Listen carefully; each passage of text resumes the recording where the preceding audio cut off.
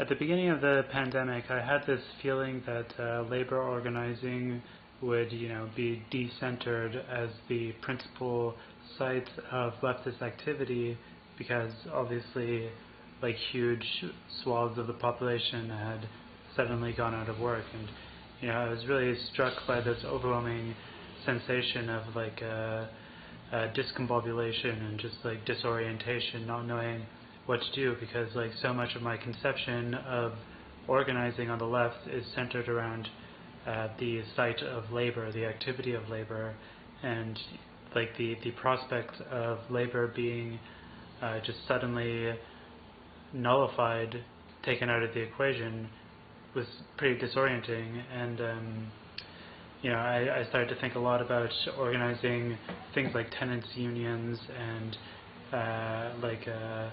transit unions, and just organizing outside of the work site, which is where traditionally so much of leftist organizing has focused on. Obviously, that's not. I mean, those sites, those other sites like tenants unions, for example, are very important, but no matter the severity of the pandemic, no matter what it has done to our society, it has not completely rewritten the rules of the game, and labor organizing is still extremely important, and it should still be, I think, the focus of leftist organizing, just for expediency's sake. Now, I am no expert in organizing, but I have a little bit of experience, and I've had some discussions with it with many different people, so I want to present here, in no particular order, 5 rules for organizing labor, 5 lessons, 5 things to think about. So the first thing that I would recommend doing is researching the local laws for how labor organizing is treated, and wherever you may be. For example, in my province in Canada, it is illegal to organize to do like union organization at the job site, whether or not you're on the clock. That may be the case where you are, it may not be. You should really look into that.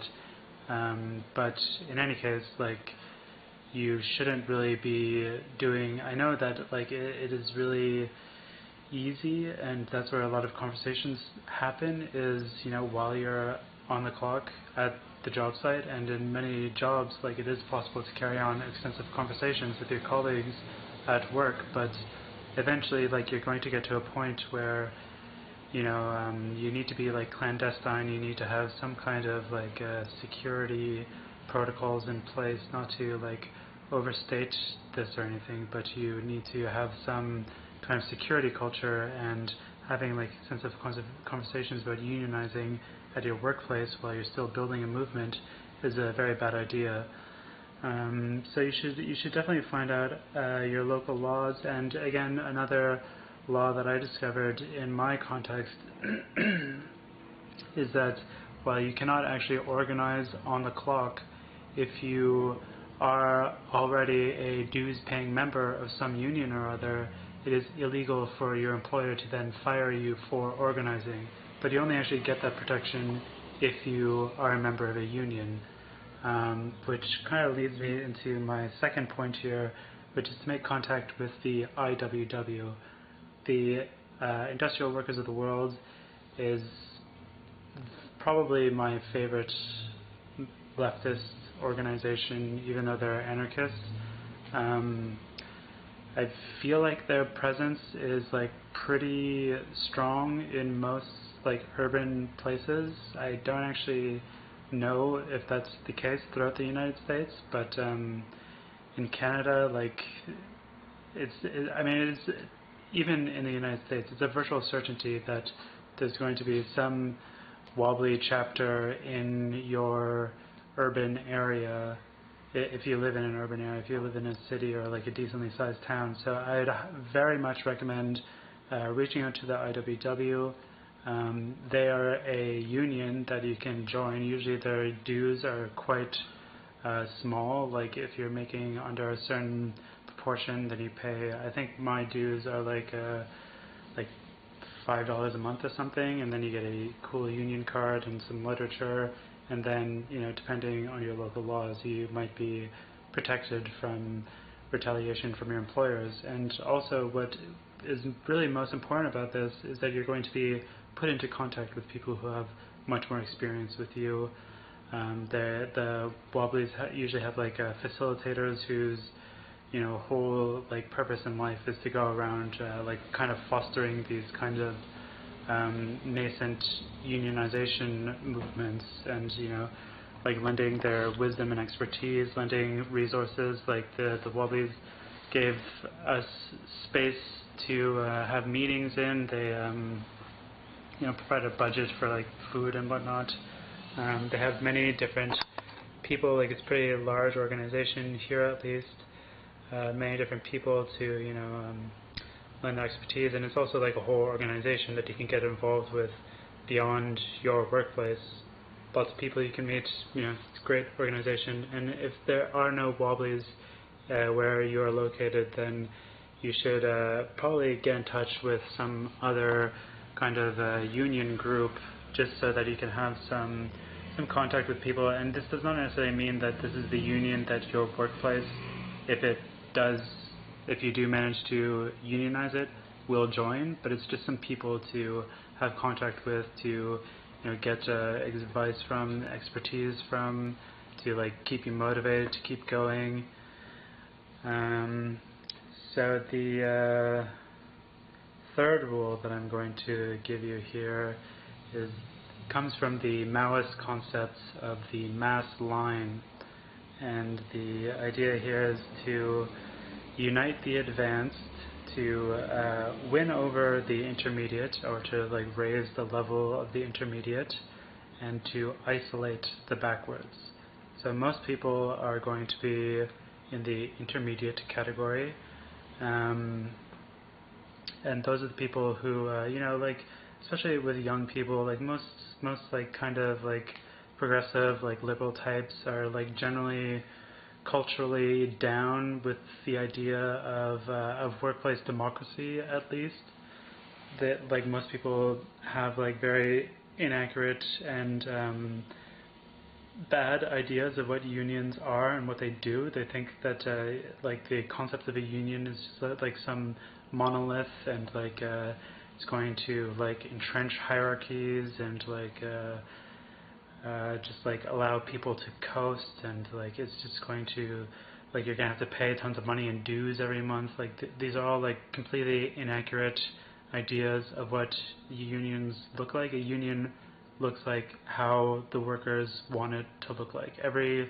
like union organization is different in every workplace, and like it's completely foolish to think that unions are represented by one like idea that the CIA has propagated. But that's the reality. Like that most people have these kind of inaccurate ideas. So there will be some people who you would categorize as backwards. There are people who are going to be like detrimental to your movement in some way or other, either by like ratting you out to the bosses, or by I mean, that's really the main thing that you need to be on the lookout for. But just like other people who are going to be like very hostile to the idea or whatnot, those people you want to like keep them away for the time being, isolate them, don't let them know what's going on. At some point when you're ready, you will reveal to them what's going on, and they will have the opportunity to become an intermediate or to remain backwards and isolated. But like protect yourself in the early stages. That's what's most important. And the intermediate people, they're again, they're like most young, like culturally progressive people are going to have like generally sympathetic ideas towards workplace democracy. Again, perhaps they have these erroneous ideas of what unions look like, whatever. Those are like intermediate people. They're kind of like on the fence with some work, you could probably get them over to your side. They're probably not going to want to like do any kind of militant actions, at least not at this stage. So those are like, that's going to be like the bulk of the population of wherever you are, and yeah, those people, like, their goal is to constantly be raising their level. I mean, this idea of the mass line is is like a dynamic that happens at all stages in all levels of society, even within the party, within like a revolutionary communist party. Like, the most advanced members of society in that sense they are also need to be constantly like raising their own level of revolutionary consciousness or whatever.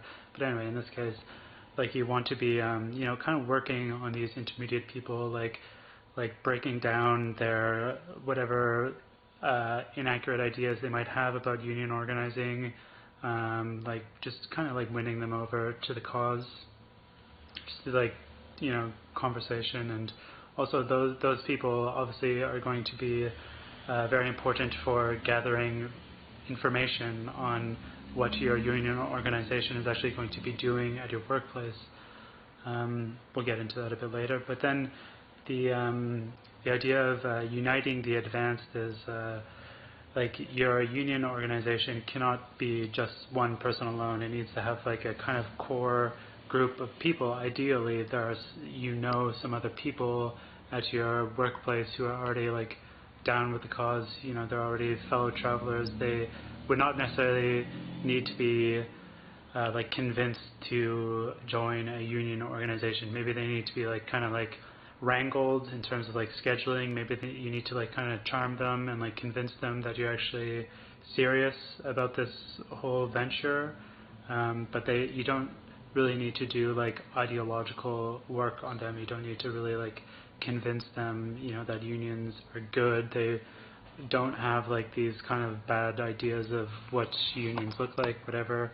Like, you don't need to waste your time. These are going to be like your allies. They are like the party formation at your workplace. They're the core. They are going to be sharing the labor with you of like doing all the organizing. You gotta get them all united. You gotta get them together in a room. You gotta have regular meetings together, and just start talking about things, even if it seems very overwhelming at first, and it really does, doing this kind of thing. But just meeting regularly outside of the workplace and having conversations, even if it's just with one other person who is just like you, is a very valuable thing to do. And that's how all movements start. So the fourth lesson that I'll share with you is something that I learned from my contacts at the my contacts at the IWW. It's about like how to actually have conversations with people that we would categorize as like intermediate, people who are kind of wishy-washy on the fence, could go either way. They're mostly invested in like preserving the status quo, but if there's like an easy opportunity for them to like increase the quality of their life, of their work life, then obviously they would take it, and they would probably identify in some way or another as like on the side of workplace democracy. Anyway, like the way to have conversations with these people is to have one-on-one conversations or two-on-one, the two being two people who are already advanced, like two people who are already part of the movement. You really don't want to be having like one-on-two, as in one person who is talking to two people who are intermediate, because they're going to be like kind of like reinforcing their own like doubts. They're going to like, because they just have greater numbers, so it's like purely like a tactical question. You want to like, I mean, these people are friends and comrades, obviously, so it's not like an antagonistic relationship that we have with them, but there are questions of like force, like we want to be able to convince these people. We want to be able to move them over to our side, and it's going to be easier to do that if the numbers are in your side, are in your favor. And the other thing that I'll say about how to actually have these kinds of conversations is that it's very important, is like an ancient tradition. Since time immemorial, workers have gotten together to socialize and gripe about work. That is like a tradition, that has existed since prehistory, and I'm sure that it exists in every industry, that every workplace where workers socialize, when those workers get together, they're talking shit about their bosses, they're talking shit about work, they're complaining about work. It's standard, it's tradition, everybody does it, and often maybe that only happens at the work site and people don't actually move off of the work site to socialize, but that should be your first objective in terms of getting a movement started, is getting people to starting a culture of socializing as workers outside of the work site, even though this will likely go against the numerical strategy that I just outlined. And, you're going to have a bunch of people who are intermediate level, let's say, and it's maybe just you or one other person who are part of the advanced core group. So obviously that is not the ideal situation to be convincing people and winning people over to your side, because you can't deliver a big speech in front of this group of people. But it's important to, I think, to begin to foster a workplace culture of people getting together outside of the work, and then once that's in place, then it will be easier for you to meet with people one-on-one outside of the workplace. There will be a kind of a precedent set for people meeting, and the way to have those kinds of conversations is to not just get people to gripe, because that is purely a venting of energy, and then it comes to nothing. The way to do it is to get people to articulate what they don't like about their workplace, but then to at the same time finish those conversations by articulating how they would like that to change, and not just by moving some piece of equipment from one place to another, or don't get people to imagine being a manager and how they would change the schedule around or whatever, but get people to try to imagine how that process would come about, that process of making the bosses change whatever it is that they don't like about the workplace. And I think at this point it is really important to have the idea of workplace democracy in your head, because that's what we're talking about here, more so than union organization at this stage. You don't another thing, I'll get into this later, but again, I've also spoken about the bad ideas people have of unions, but workplace democracy is a very useful concept and tool for you in the early stages of organizing, because union, just the word freaks people out, whereas workplace democracy, it doesn't have the kind of cultural baggage with it, and most people are down with it. So try, when you're having these kind of conversations where people are where you're getting people to articulate what they don't like about their job and how they would change it, at the same time you want them to finish up these conversations. You want to conclude these conversations on a positive note, where the person is going further and starting to kind of articulate how the system itself would be changed, how what would need to happen in between them implementing the whatever changes they want to see, and that actually the boss actually making that happen, and in a way that doesn't simply rely on them being promoted into a managerial position so they can just dictate whatever changes they want. So the idea is to say somebody wants to move some piece of equipment or change something about the schedule, how is that going to happen? It can either happen by individual appeal, some one person goes to the boss and pleads for them to make the change, or they can get a promotion so that they can make the change themselves, Or there can be like a movement, like a bunch of people like sign a petition and present it to the boss like that. Like get them to imagine the kind of like a systemic change that would need to occur in order for these kinds of like positive differences to be implemented in the workplace. I hope that makes sense, because it's kind of important. Like the real idea here is when you're having these conversations, like they need to be more directed and structured than like your standard workplace gripe session, and they need to really end on like a positive note, so that you're not just like parting ways with this person and they're just like seething with rage or feeling really defeated or something. They like there's like a psychological aspect where it's really important to like get people to get people in the right headspace to like be engaging with this kind of movement. So another, like the final thing that I'll say, and I kind of reference this, is the idea of workplace democracy. Just that concept, that term, is going to be really important to you. I think probably especially in the United States, where like people are just so opposed to ideas of unionization. Like people just have such fucking insanely misguided conceptions of what a union looks like.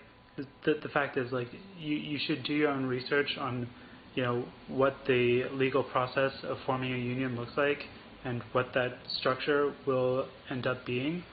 But ultimately, your workplace union, the union that you are organizing, will look exactly how you and your coworkers determine it to be, how you want it to be. Like every workplace union looks differently, and they all reflect the desires and needs of the workers who get together and form this union.